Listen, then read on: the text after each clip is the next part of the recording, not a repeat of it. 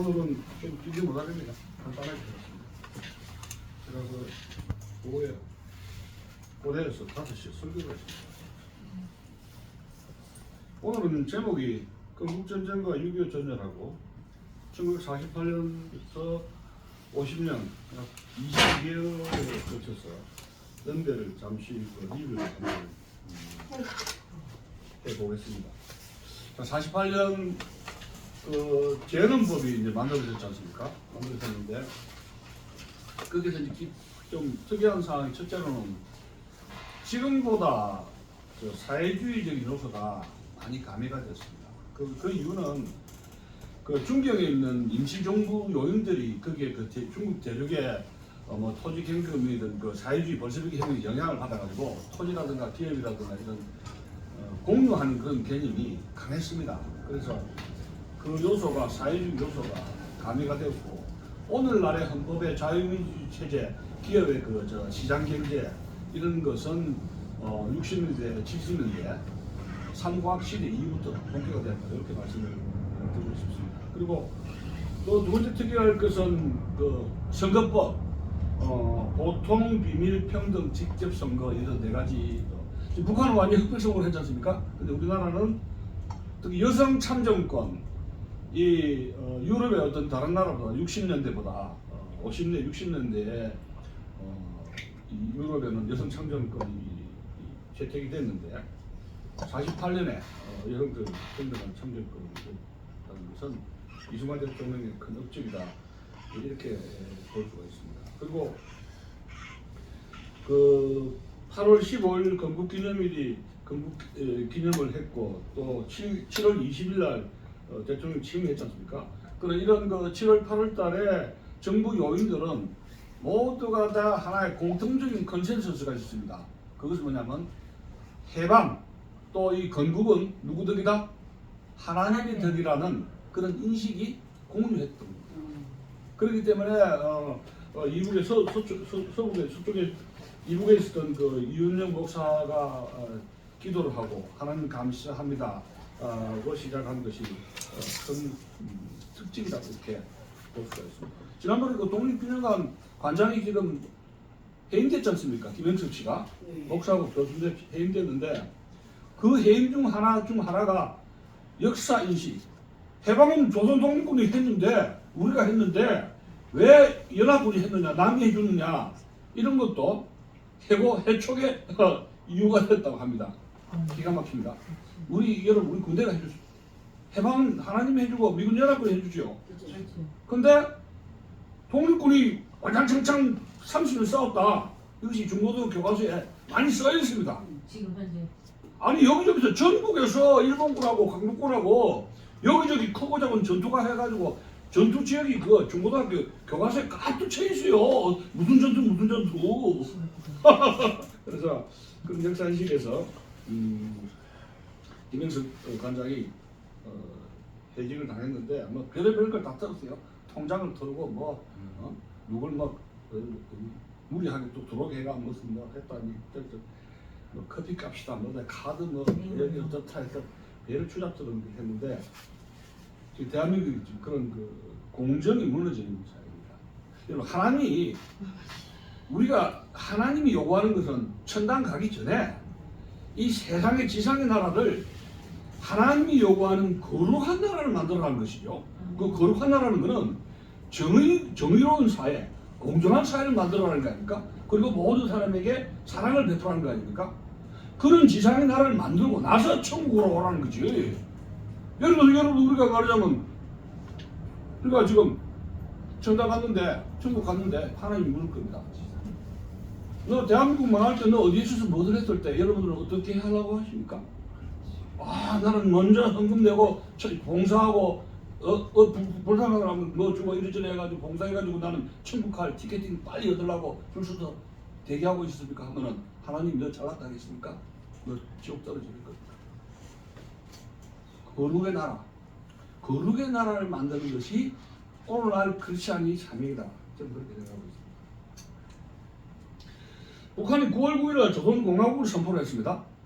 근데 그걸 왜 이렇게 선포했느냐? 자기들이 먼저가 아니라 단독 정부를 남한에게 뒤집어 씌우려고 하는 겁니다. 8월 15일 날 우리는 건국했죠. 북한은 9월 9일 건국했습니다. 자, 건국은 너희들이 먼저 했으니까 핑계를, 단독 정부 핑계를 남쪽에 뒤집어 씌우는 겁니다. 그래 또 6월 달에, 10월이죠. 여순 반란 사건, 14년대 반란 사건이 있었고, 그것은 제주도에 4.3 사건을 진압하러 가는데 그건 동족이기 때문에, 민족이기 때문에 못 가겠다. 그때 민족 탈영하고 공산민족주의를 이용한 겁니다. 공산주의, 민족주의. 민족이 여호와의 민족주의라는 것은 하나님 밑에 민족이 있는 것이지 여호와 하나님하고 민족은 대치되는 게 아니죠.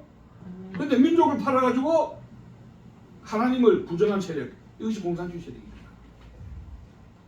요즘 말란 사건이 있었고, 그에 또 12월 초에 오늘 말한 그 국가보안법이 공포가 되었던 겁니다. 이때 12월 달에 유엔 파리 3차 총회에서 대한민국 정부 수립을 승인, 정부 수립이라는 게 건국 승인한 것이죠. 수립을 승인하게 되는데 그 수석 대표가 장면이었습니다. 카톨릭에서 오늘날 카톨릭에서 정치가로 키운 인물이 장면이었고, 그분이 수석 대표를 해서 김한란이라든가 조경옥 씨라든가 또 정일영 이런 인물들을 또 모윤숙 이런 인물들을 같이 뉴욕으로 갔다가 파리로 가서 참석을 했는데 그 기록을 보면은 3개월 동안 50여 개의 유엔 대표를 만난다고 3개월 동안 밤낮으로 찾아다니면서 한국 정부를 승인해달라고 막 애걸복걸을 했던 그 일화가 놓여있습니다. 그리고 장면은 심심하면 기도하고 그렇게 해서 도와달라고, 하나님한테 도와달라고 했다. 초대 주민대사로 장면이 발탁됐고, 장면이 초대 주민대사로 발탁된 것은 두 가지입니다. 가톨릭 세력이 미국에서 그때 영향이 굉장히 크지 않습니까? 가톨릭 세력에게 한국의 유엔 로부터의 국가적 승인을 얻어달라는 것이고, 또 장면은 미국에서 유학을 했기 때문에 영어를 잘했습니다. 또 아주 미남자, 그래서 발탁이 되고 이승만 박사가 이제 키우는 인물이 되었습니다. 그래서 초기에 한국은 대미 외교, 대유엔 외교를 강화했던 것이죠. 자, 그 다음에 되면서 국회 프락치 사건이 터지는데 49년 봄입니다. 국회 부의장 김약수라는 인물이 12명의 좌파들을 성행한 국회의원들과 연루가 됐는데 양군 철수하라, 북한과 남한의 양군 소련군 미군들을 철수하라 해가지고 이제 그때 오제도 검사해가지고 수사가 들어갔고, 이 사람들이 결국은 이제 그 감옥소에 있었는데 제면한 게 12~13명이 되는데 6.25 때 감옥소에 옥문이 열리면서 전부 다 북으로 도주를 했는데 한 사람만 북한으로 가기를 거부를 했다고 합니다.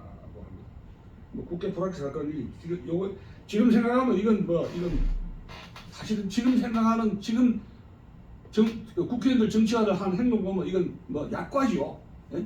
지금은 어마어마한 반대기 많이 벌어지고 있고, 항상 한국에서는 그 간첩이라든가 프락치가 암약하는 데는 국회다, 이렇게 말씀드리고 싶습니다. 또 그해 6월달에 49년 6월달에 김국 암살 사건이 있습니다. 지난번에 얘기했듯이 그 안두희 서청 멤버하고 한독당의 비밀 요원으로 포섭된 인물인데 결국은 이분이 회고록 보면은 여기에 49년도에 강원도에 강태무라든가 이런 중대사람들이 강원도에서 중대병력으로 월북할 사건이 있었습니다. 몇백 명이. 여러분 건국전쟁 2에 그 이야기가 나오거든요. 그래서 발각 뒤집어졌는데 여기에 김구한테 안두희가 찾아가가지고 강태무가 월북한 사건, 요순 반란 사건에 한독당 개입 여부, 그 선생님이 어찌 된 겁니까? 해명하시오. 그러니까 김구가 해명을 하면 될 텐데 이 자식이 어제 금방지게 하면서 이제 막 벼를 던지고 막 책 던지고 해서 폭행일부 직전으로 간 거예요. 그러다가 총격전이 벌어지고 본청으로 이제 김구를 사살을 했던 적이 있습니다. 또 그리고 그해 49년 10월달에 제주 4.3 사건을 진압한 한병선 대령이 연대가 있었습니다. 그 진압 부대가 어디에 투입됐냐면은 49년도 가을에는 전 지역에 걸쳐서 강원도 해주 전 지역에 걸쳐 38선에서 국군과 북한군과의 커버 작은 총격전이 있었습니다. 서로가 도발하면서 이렇게 하면서. 그 해주는 그 당시에 38선 이남에 있었거든요. 지금 북한에 있지 않습니까? 그 해주는 지금 박헌희가 출판사짜리가 대남 진행한다는 거지 해주였는데, 그 해주에 북한군이 따발총을 들고 와가지고 테스트를 했는데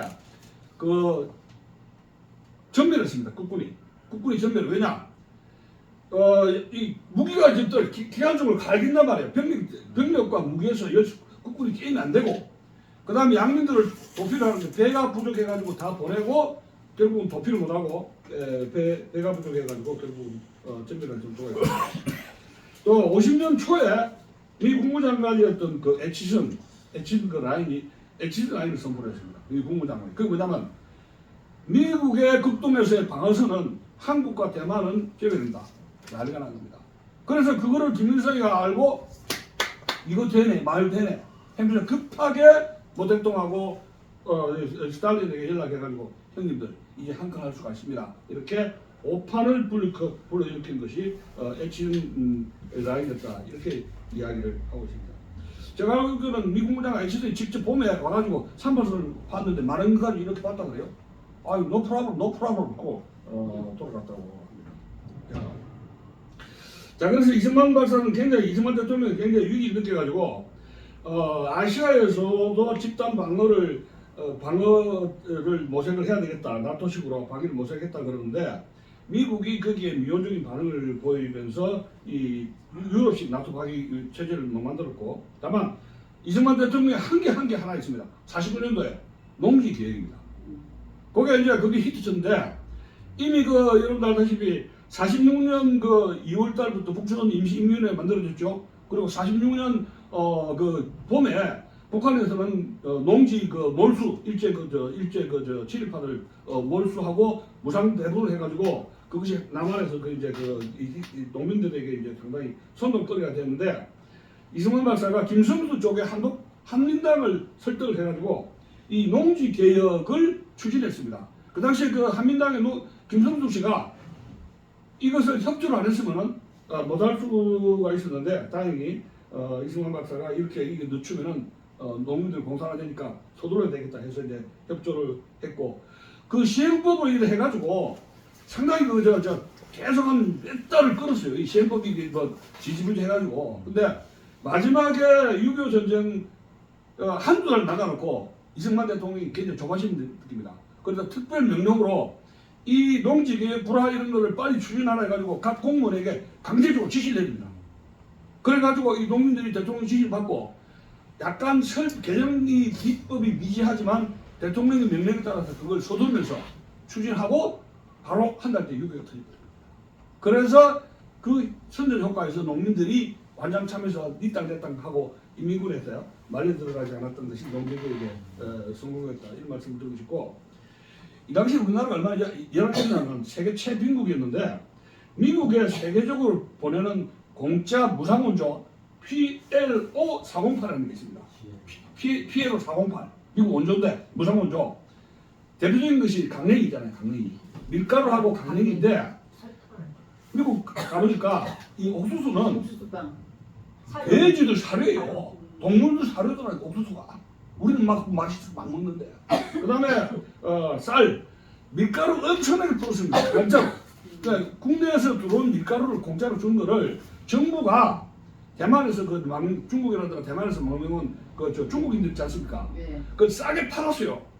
전국에 그래서 짜장면집이 성업을 하게 되는데 그때 짜장면 짬뽕이 유행하게 된 겁니다. 그때 제가 중국 요리의 맛을 들었던 이것을 팔아가지고 밀가루로 강냉이를 팔아가지고 국가의 중요한 정부 예산으로 책정된 그 버는 돈으로 그렇게 가난했어요. 세계 최빈국 중에 하나 있고, 이 올리버 이승만 박사의 참모였던 펜실베니아 대학의 정치학 교수였던 로버트 올리버 교수의 책이 있습니다. 이승만 박사하고 레터하고 쓰고 쓴 책이 있는데 그 책을 보면은 48년 건국 당시에 우리나라 GNP가 87달러였다. 87달러. 세계 최빈국 중에 하나예요. 근데 6.25 끝나고 이승만 정권 내내 우리나라의 GNP가 90달러, 100달러가 안 돼요. 계속 80달러, 90달러 해가지고 경제적인 빈곤은 결국 해결하지 못하고 3.1 부정선거를 말이에요.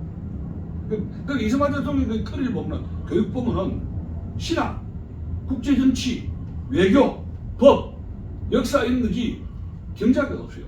독립이 우선이니까 경제학은 나중에 이제 박정희 대통령 이후에 이제 근대화를 했지만은 경제학에 대한 어떤 그 관심 이런 것은 훨씬 떨어졌다. 이런 말씀을 또 드리고 싶고.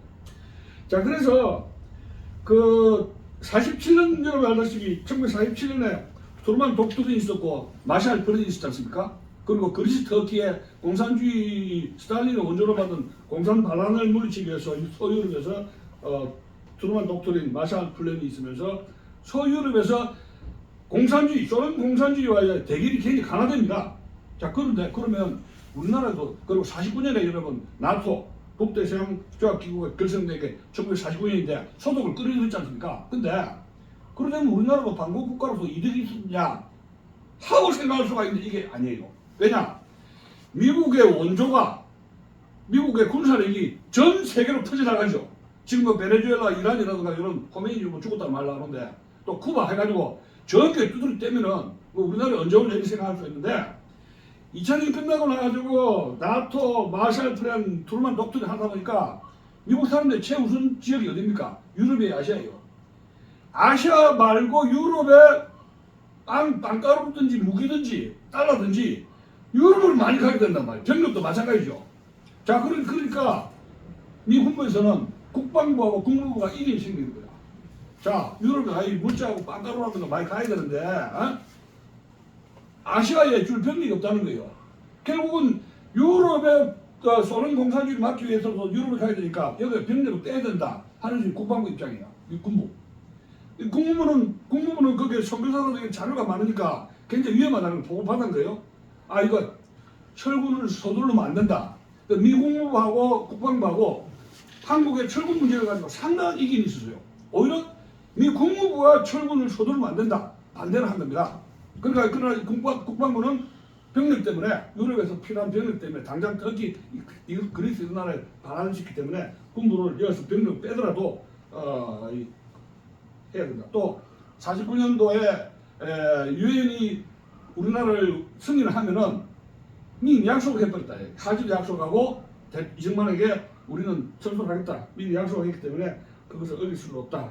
그렇게 강조를 해가지고 2000년이 끝나고 나가지고 세계를 대통령이 있으면은 여러분도 트럼프가 있으면은 국방장관이고 국무장관 여러 가지 있지 않습니까? 그러면 이게 반지가 제일 장관이 누구냐? 반지. 그럼 여러분 수수께끼죠. 국방부 장관이 반지 될까? 국무장관이 반지 될까? 근데 2000년이 끝나고 나서도 전쟁이 끝나고 나서 이 반지 생긴 게 국방부 장관이에요. 국무장관도. 그래서 국방부의 역할이 굉장히 컸던 걸 말씀드리고 싶고 우리나라에서는 지금 육군 정보부에서 북한의 병력이라든가 이동이라든가 이것이 굉장히 심각하다 해서 정보부에서 계속 이제 보고가 들어왔습니다. 근데 이미 북한의 군대는 12만 명 정규군, 그 다음에 소련이 탱크를 갖다가 심어주고 또 북한을 시베리아에서 빼앗은 일본 관동군의 무기, 이 중무장관을 전부 다 북한에게 넘겼단 말이에요. 근데 한국은 어떤 경우야? 군대가 약 2만 5천 3만 명이 됩니다. 국방 경비대 경무장을 했는데 탱크 한 적 없이 그 다음에 주로 이제 뭐냐면은 일본군이 남한에서는 가장 무기를 많이 갖고 있는 게 제주도에 있습니다. 제주도 그 땅굴 파놨잖아요. 땅굴 파놔가지고 거기에 땅굴 무지하게 팔았어요. 일본 군대의 포탄이라든가 뭐 비행장이라든가 무기를 잔뜩 갖다 놨는데 기관총이나 장총 이런 거예요. 미군이 그걸 입수를 압수해가지고 우리나라의 경찰이라든가 이런 군대를 중무장시킨 게 아니라 일본은 괜찮은 거는 내가 들어있는데 일본 본토에 가져가고 필요 없는 거는 물론 다 버려버렸어요. 그 기록이 나와요, 사실이. 그러니까 그게 스탈린은 북조는 기조화해가지고 무장을 시켜서 이걸 치겠다는 계산이 들어있었고 3년 동안에 미군은 신사통치 좌우위계가 소련지를 보고 하지 뭐 일본 소독해가지고 다른데 바꾸단 말이야. 해서 한국에 뭐 설마 하면서 대충 하지 하면서 결국은 이 남북한의 무장력에서 밀렸다는 것이고 마지막에 6.25는 이게 항상 자익적인데 지금 북한의 조만식이가 잡혀 있었단 말이에요. 조만식이가 포로가 되어 있었고 우리나라의 김상용이라든가 남로당의 수계급들이 이제 잡혀가 있었는데 남북한의 조만식이를 들어오게 하고 포로교환서 남쪽으로 오게 하고 김상용이라든가 남로당 핵심 멤버들을 교환을 해가지고 한 일주일 내에 북한에서 대남 평화방송을 합니다. 그러면서 그런 와중에서 바로 6.25가 터진 건데 더 웃긴 거는 6.25 전날에 그 최병덕 그 육군 참모총장이 있어요. 배부도 이렇게 나온 나라. 군인들하고 교수는 배가 안 나와야 돼 이게. 근데 요번에 여러분 국방부 장관이 해주신가 저 장성대 불러가지고 군인들 야단친 거 알죠? 지난번에. 네. 뭔 야단치느냐? 당신들 군인들 배때지가 나오면 당신 해고시킨다, 자른다, 별 자른다 하는 게 그 유명한 말입니다. 별. 그래서 저도 이제 그 교수 생활하면서 배가 안 나오게 참 관리를 한 적이 있었는데 교수가 배 나오면 저 교수 공부한다 할 거 아니에요. 이 시기. 그래서 상당히 지금 배 관리 좀 했습니다. 그런데 군인들 마찬가지입니다. 최병덕이가 배가 이렇게 나왔는데 소문이 나오면 술만 마시고 양주를 그렇게 좋아한단 말이야. 양주를.